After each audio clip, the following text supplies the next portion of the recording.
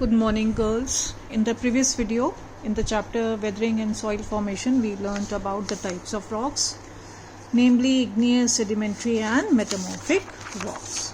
Now today we are going to learn about weathering. So open up to page number 28 and take a pencil in hand. Weathering means wearing down, breaking down or dissolving of rocks into smaller pieces. Rocks break down into smaller pieces physically or get dissolved by chemical action. The weathered rock is called sediment. There are three processes of or types of weathering. They are mechanical, biological and chemical. Now first we will learn about mechanical weathering. Children, wherever you see everything underlined, please underline it as well. Mechanical weathering is also known as physical weathering. It means physical breaking down of rocks into smaller pieces. The most common reason for this is water seeping into the pores and cracks of the rocks. You know what pores are? Small holes. You find pores on the leaves also, which help them to breathe. Okay, and cracks of the rocks. When the temperature goes down, as in night time, the water freezes, and when it goes up after sunrise, it melts and expands. This puts pressure on the rock walls and they start widening. Now children, this process which keeps repeating, and after some time the rocks crack and break down in multiple parts. This process is called freeze and thaw or frost action. Now one more thing to remember.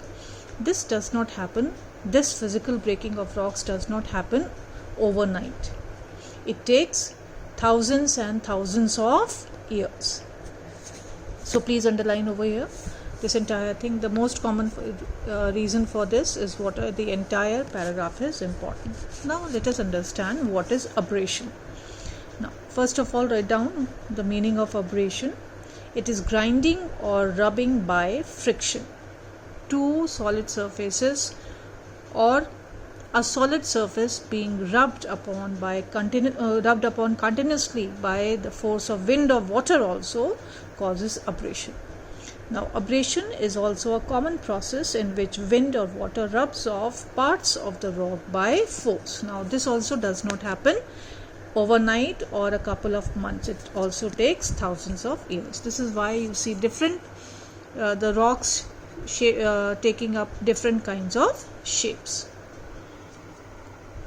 Now thermal action happens. Abrasion, please underline abrasion and write down the meaning of abrasion. Thermal action happens when rocks repeatedly heat up and cool down. Underline that. When the temperature increases, it expands, and it contracts when it goes down. It starts weakening the rock, which ultimately breaks down.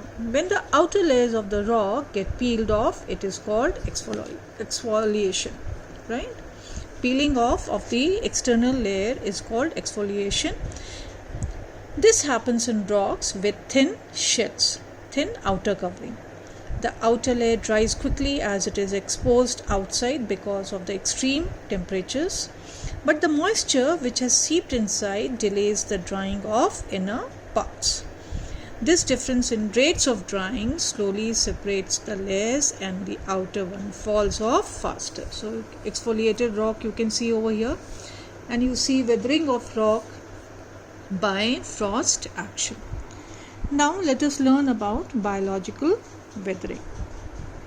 Underline, biological weathering is mainly done by plants or microorganisms. Plants, trees and grass grows in the soil accumulated in cracks or pores of rocks. Now these you see cracks over here, which earlier may have been cracks, but now from here the rock has totally, in those places only where the cracks might have appeared earlier, the rock has broken off. As their roots grow and spread, the cracks get widened and eventually break down the rocks into pieces.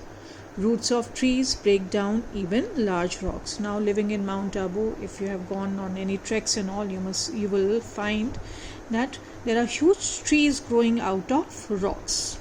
So a small seedling, it germinated, took roots and grew into a large tree, and which later on broke down the rock.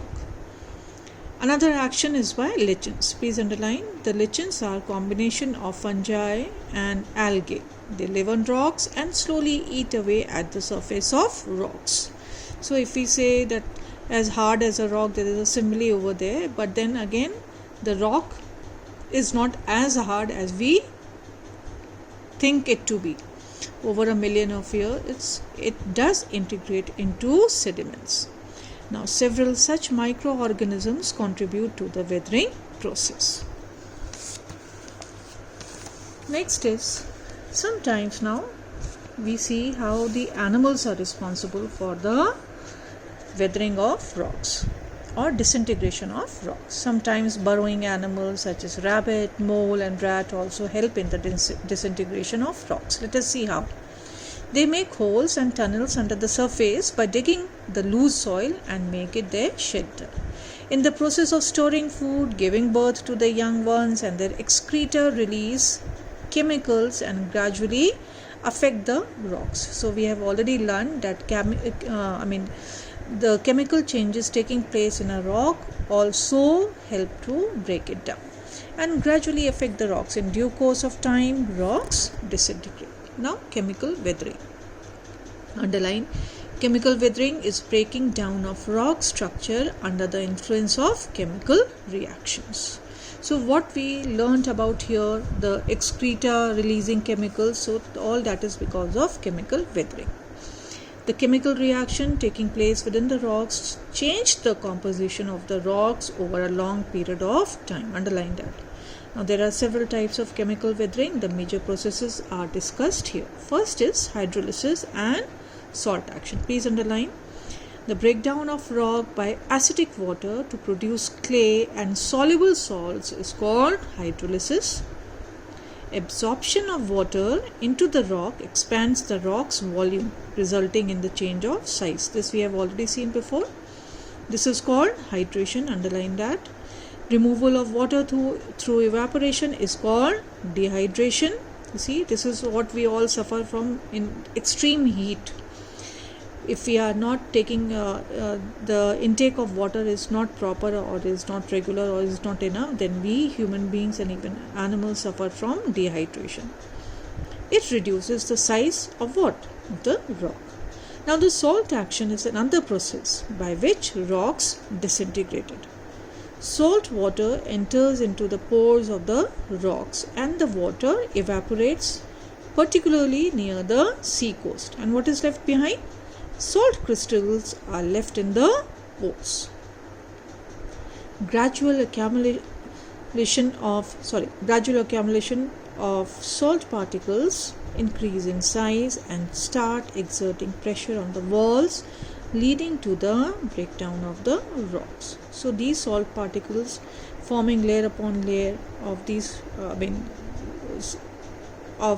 these small particles, they keep on increasing in size and then they exert pressure on the walls of the rock and the rocks disintegrate. Now, the eroded rocks look like honeycomb. Therefore, this process is also known as honeycomb weathering. So whatever you have seen underlined, practically the entire paragraph is important, children. It is underlined. Please make sure you also underline and write important over there. These are small definitions which you need to know, small terms. Now let us understand what is carbonation. Now we all know that carbon dioxide is present in the rainwater and it forms, what happens? Carbonic acid. After mixing with carbonates present in the rocks. So carbon dioxide is coming from the rainwater and what is it forming? Carbonic acid. And after mixing with what? After mixing with the carbonates present in the rocks. Underline all that. This acid breaks down the rocks and helps the minerals to get dissolved. Limestone and feldspar go through this type of chemical weathering. Such weathering is important in the formation of limestone caves. In this picture they have shown the limestone caves over here, children. Now you see the potholes created by salt action. So next time when you are near a sea coast, look for rocks which have honeycomb weathering and then you will be able to analyze it. Now children, I want you to cut off this line over here. It is not correct. So instead of that you write carbonation occurs. This is correct over here. This carbonation occurs when carbon dioxide from moisture in the air reacts with carbonate minerals found in rocks. The same thing which we have learnt over here, present in the rock. Okay, this creates carbonic acid which breaks down rocks. So this, if you don't want to write, that is also fine because it is already mentioned over here. I just wrote it down again so that to help you understand. Now please cut off the entire line, last line over there. Now coming to oxidation. When rocks break down due to oxygen and water, it is called oxidation. It is similar to rusting. Underline all that. It gives a rusty color to the rocks. Generally, oxidation is common in granitic topography. See children, if you leave an iron piece outside exposed to the elements of water, then you will see rust forming on iron. What is that? Oxidation. All those who take interest in chemistry will remember what oxidation is all about. It is interesting to note that many of these weathering processes take place together at one place. It is not that one process always happens alone. So all these processes that we talked about, hydrolysis and salt action, carbonation, oxidation, they might be going on at the same time. Chemical weathering and physical weathering and physical or mechanical weathering or biological weathering may also be going on at the same time, because